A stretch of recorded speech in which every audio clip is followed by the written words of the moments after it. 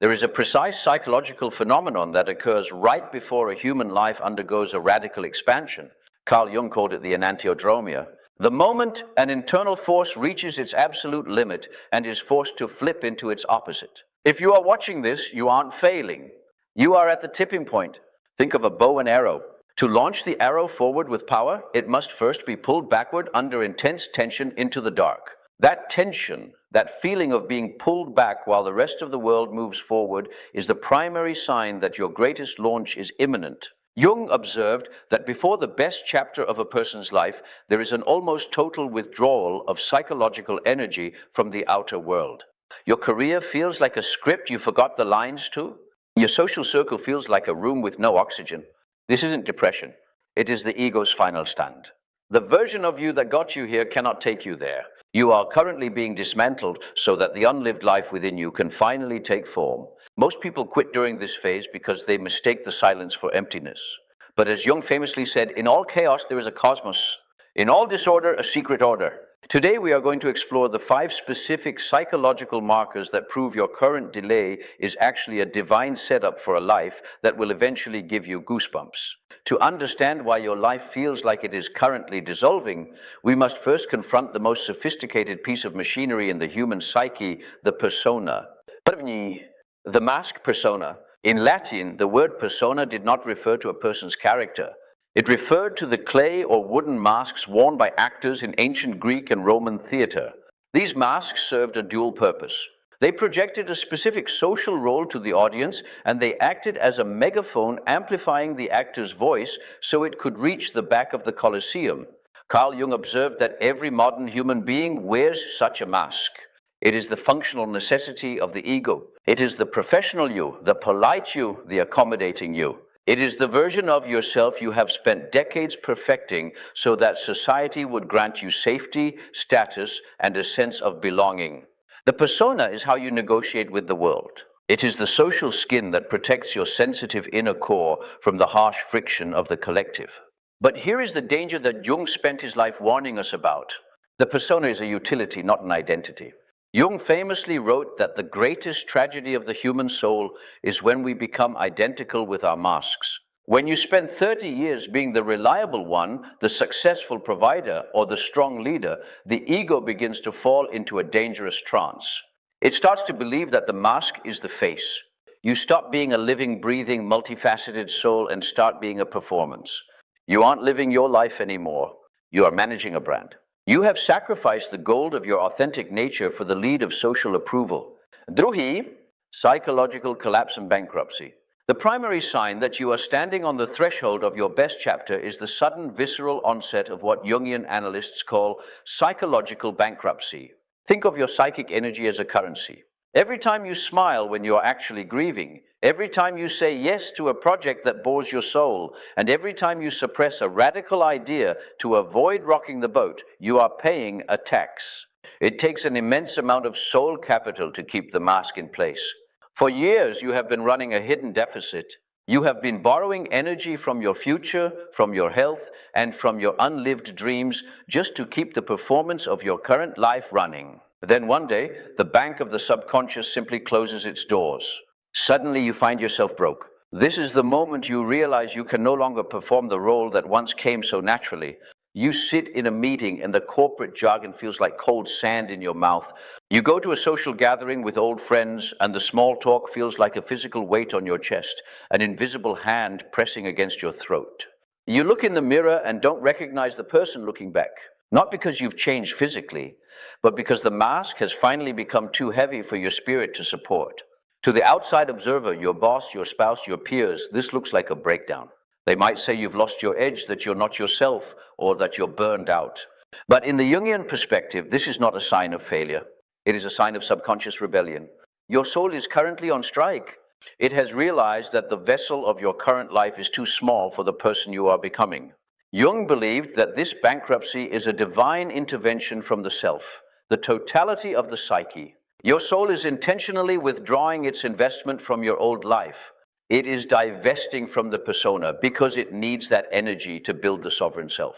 In this stage, you might feel a strange, cold indifference to things that used to matter deeply. You might find yourself being difficult or unsociable for the first time in your life. You stop caring about being liked and start obsessing over being true. This isn't a loss of social skills. It's the birth of sovereignty. You are finally realizing that your rare personality was never meant to fit into a standardized mold. This is the death of the good child. Most of us are conditioned from birth to be the good child, the one who fulfills the unlived dreams of our parents or the expectations of our culture.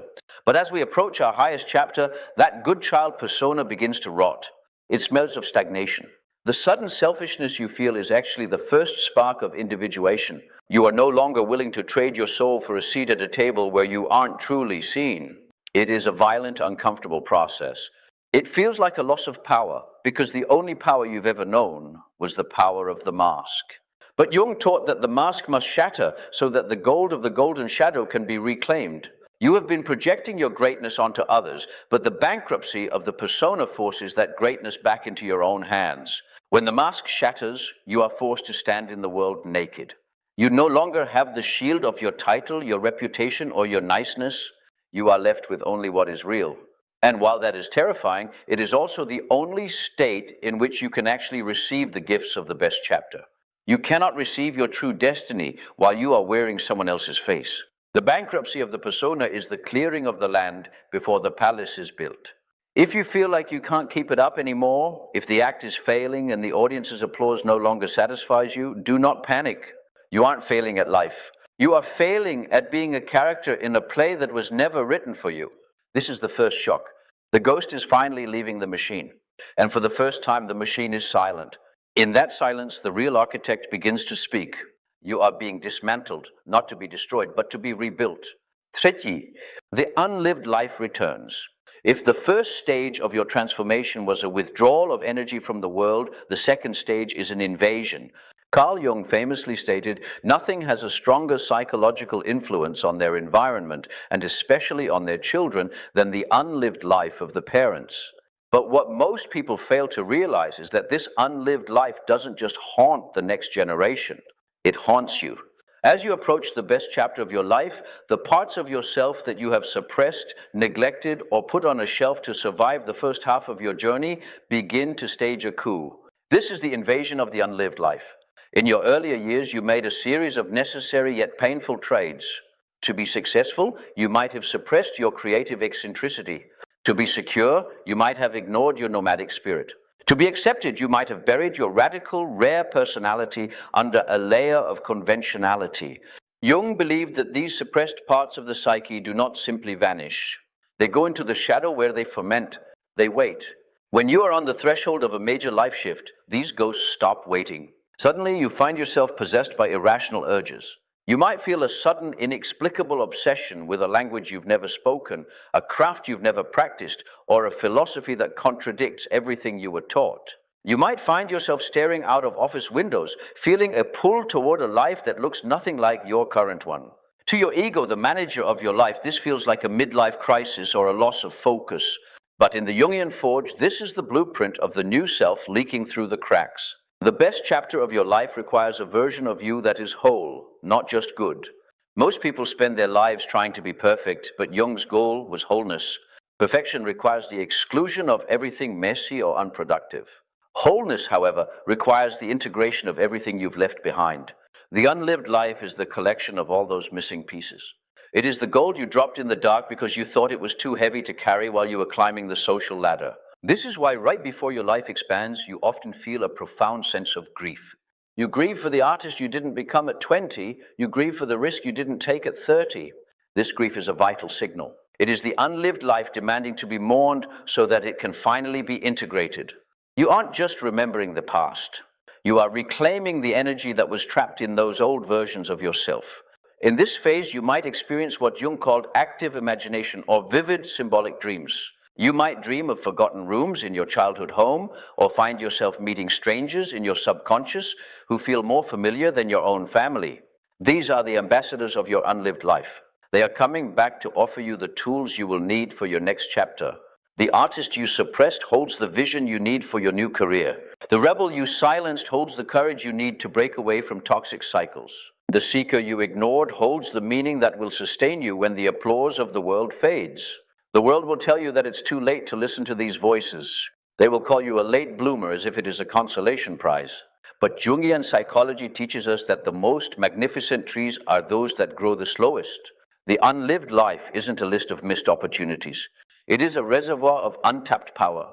If you feel a sudden irrational urge to change direction, if you feel a hunger that food cannot satisfy and a thirst that status cannot quench, do not suppress it. You are being recruited by your own soul. The unlived life is the raw material of your best chapter. You are being asked to stop living a life that was assigned to you and start living the life that was designed for you. This is the moment the vessel of your life begins to change its shape. You are no longer just a professional or a provider, you are becoming an alchemist. You are taking the lead of your past regrets and melting them down to find the gold of your true calling. The invasion feels like chaos because it disrupts your orderly life. But as Jung famously said, in all chaos there is a cosmos. In all disorder, a secret order. The chaos you feel right now is actually the secret order of your future self, making room for its arrival. You are being dismantled so that the unlived life can finally become the lived life. Čtvrtý, losing your reflection, sacred isolation. As you move through the dismantling of your persona and the invasion of your unlived life, you enter the most silent and perhaps most terrifying stage of the transformation. Carl Jung called this the withdrawal into the interior castle, but in modern terms we call it the breaking of the social mirror. For the vast majority of your existence, you have lived reflectively. From the moment you were born, you used the people around you, parents, teachers, peers, and partners, as a mirror to tell you who you were. If they smiled, you were good. If they promoted you, you were successful. If they sought your company, you were worthy. This is the social mirror. And for most, it is the only way they know how to navigate reality. They are not directed by an inner compass, but by the consensus of the room. But as you stand on the precipice of the best chapter of your life, a strange and jarring phenomenon occurs. The mirrors stop reflecting you. Suddenly you find yourself in a state of sacred isolation. It often begins with a sense of frequency mismatch. You sit with old friends, people you've known for a decade, and you realize with a sinking heart that you no longer speak the same language. Their concerns feel trivial. Your internal shifts feel unspeakable to them. You try to explain the nigredo or the invasion of the unlived life, and you are met with blank stares or worse, practical advice on how to get back to your old self. This is the moment the mirror shatters. You realize that the people in your life cannot see the person you are becoming. They can only see the ghost of who you used to be. To the ego, this feels like a catastrophe. It feels like loneliness. It feels like you are being deleted from the social fabric. You might experience a period where your phone stops ringing, where invitations dry up, or where you voluntarily withdraw from the world because the performance of social interaction has become too exhausting to maintain. Most people panic here. They try to fix their relationships or fake their way back into the group. But Jungian psychology teaches us that this isolation is not a punishment. It is a strategic incubation. Jung observed that no significant psychological growth can occur as long as you are constantly being verified by the outside world. As long as you are looking for a reflection, you are a slave to the mirror. To become a sovereign individual, you must go through a period where there is no reflection at all. You must learn to exist in the darkness of the self until your own inner light becomes strong enough to navigate by. This is the birth of inner authority. When the social mirror breaks, you are forced to ask the most dangerous question in the human psyche. Who am I when no one is looking? Who am I when no one is clapping? Who am I when I have no title to hide behind? Most people never answer these questions because they are too afraid of the silence. But for the rare personality, this silence is where the gold is found.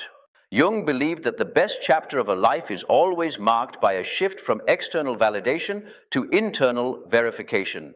You stop being a reaction to the world and start being a source in the world. In this stage of sacred isolation, you aren't just losing friends. You are losing the identity anchors that kept you moored to a smaller version of yourself.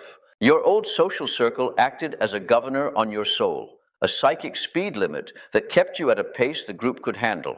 By breaking the mirror, the universe is removing the speed limit. It is clearing the deck so that your new life has room to land. You might feel invisible during this time. You might feel like the world has moved on without you, leaving you behind in a stagnant pool. But think of the bamboo tree. For years, it shows no growth above the ground.